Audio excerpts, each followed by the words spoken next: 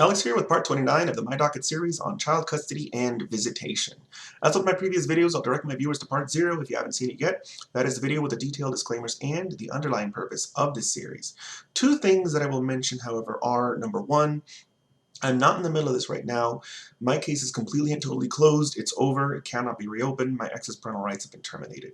Number two, the nutshell version of the purpose of this series is that I want to provide my viewers with one big example of my 8-year-long high-conflict child custody ordeal from beginning to end in chronological order. We left off in part 27 with, actually, part 28 with the objection to the proposed order that is going to be covered in this video. What I'm actually talking about is the judge's response to the objection to that proposed order, and of course the judge would have considered my ex's reply to my objection. So in this video, the judge does amend or order my ex's attorney to amend that order after hearing, but not in the way that I had asked. I think I asked for 3 corrections and the judge ordered 1, and it was basically the least important of the 3. But as I mentioned in my video proposed orders, because I do sort of glaze over what's going on here, you're actually getting to see step by step the process that I went through, and you're also able to see the documentation, all of the filings associated with what went on. But as I mentioned in that video proposed orders, what happens is my ex's attorney prepares a proposed order, I object to it, the judge ignores my more important objections, especially the one that waives my right to a trial. And then later on it gets used against me only for the judge to ignore his own order. So don't get too excited about this video because the order that we're about to go over is for the most part ignored by the same judge who signs it anyway. And the other documentation that I'm going to cover is just ancillary to the order, very small paperwork that really isn't it's not big enough to have its own video in the My Docket series dedicated to it. So this video, this part 29 right now is probably going to be one of the, I guess you could say, least impactful moments in the case, and for that reason I don't anticipate going into as much detail into the documents that I'm about to cover. So let's just go ahead and take a look and see what my judge has filed.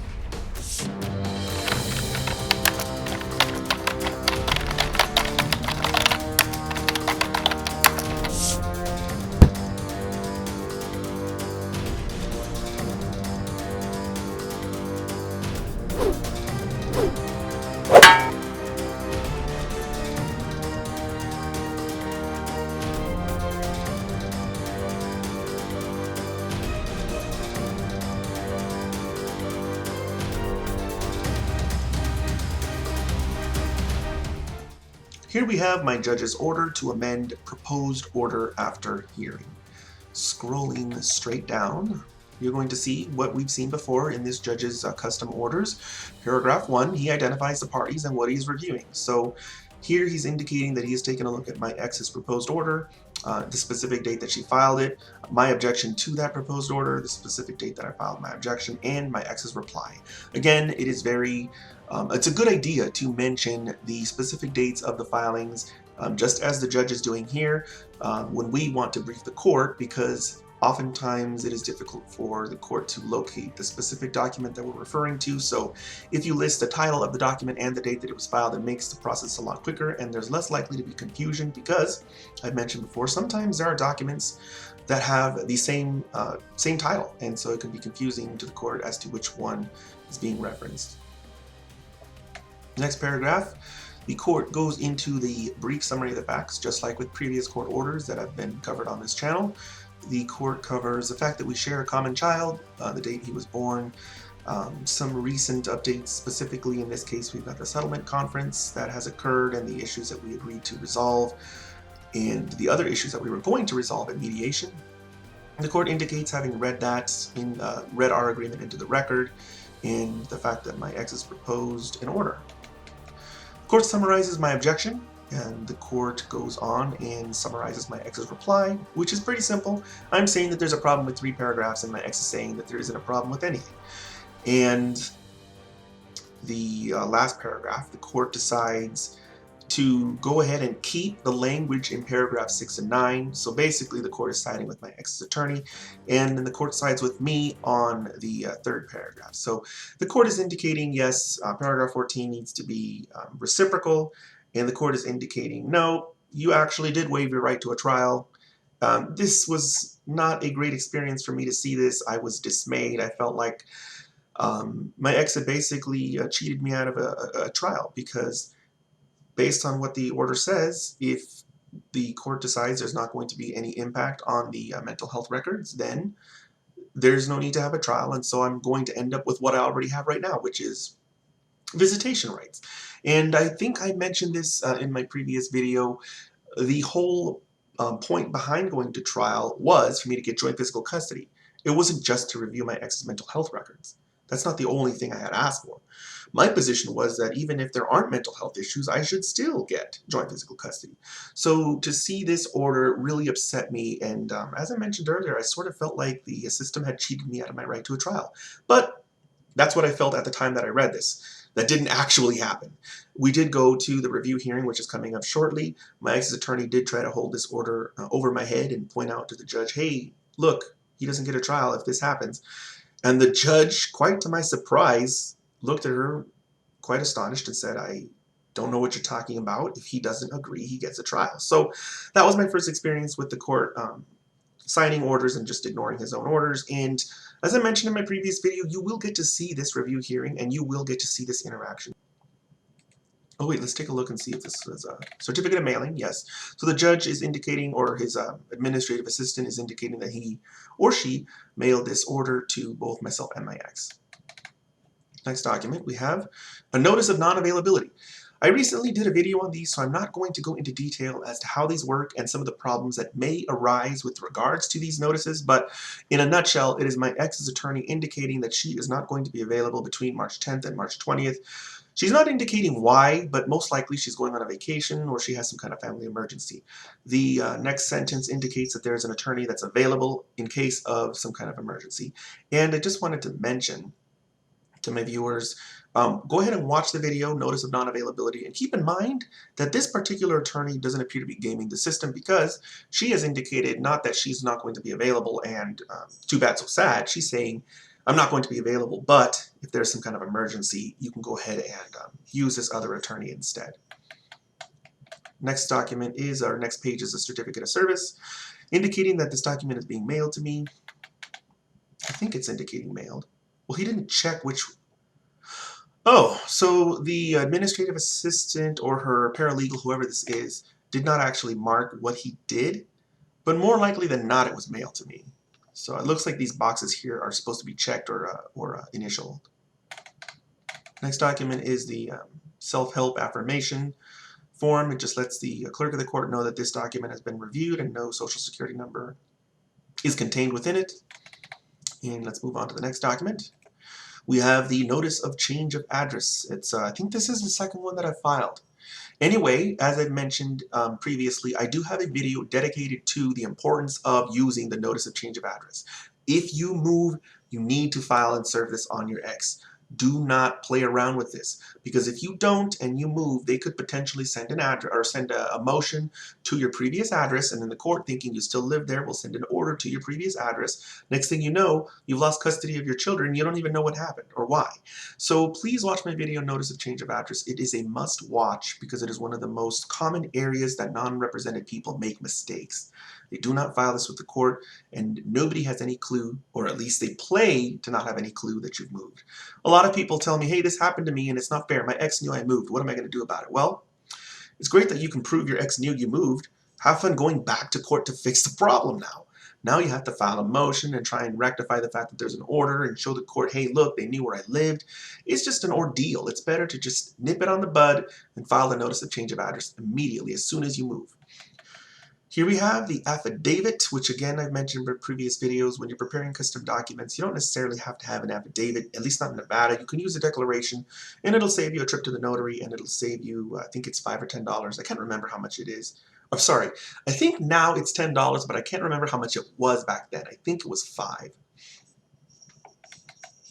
Oh, and again, watch my video, Declarations and Affidavits, if you want to know more about what I'm talking about. And it should hopefully get you looking in the right direction to determine whether or not your state is one of the states that lets you prepare a declaration in lieu of an affidavit. Here's my affirmation. It's not a self-help form. I just included it on the last page at the very bottom of the actual document itself. Next, we have the Affidavit of Service.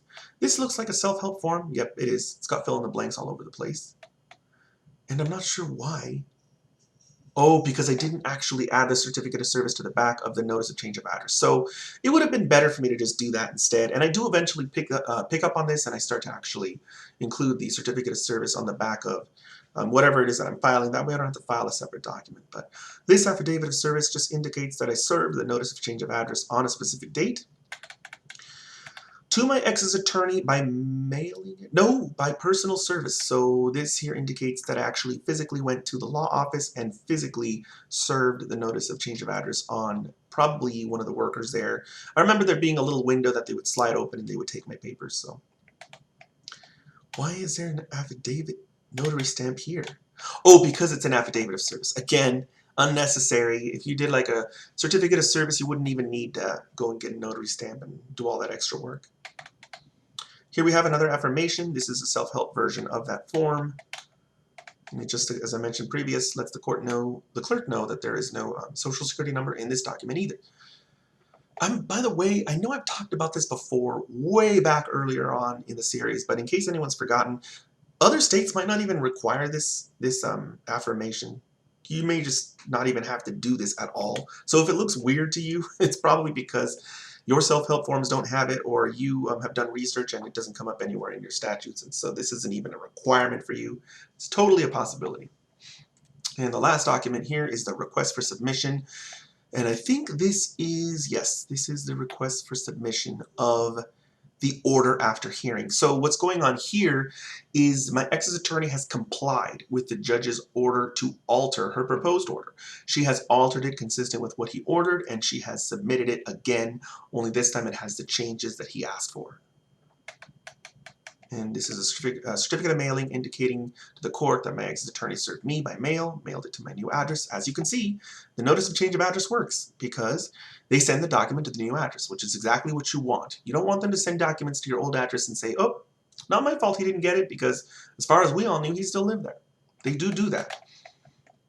Going into the aftermath, it looks like neither my ex nor myself had to pay anything in costs. All of the documents that we filed were free documents, and the judge's order, of course, we're not going to have to pay any filing fee or any kind of service or process costs on that. So $0 in cost for myself and $0 in cost for my ex.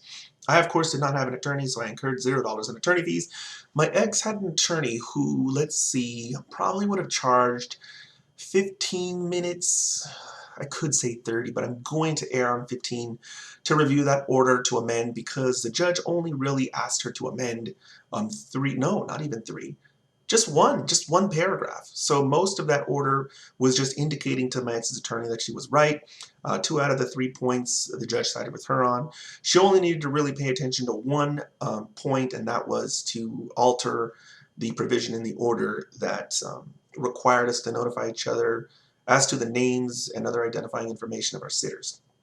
The notice of non-availability, I'm sure that my ex's attorney didn't even prepare that. It was probably a paralegal who prepared it, and she just signed it.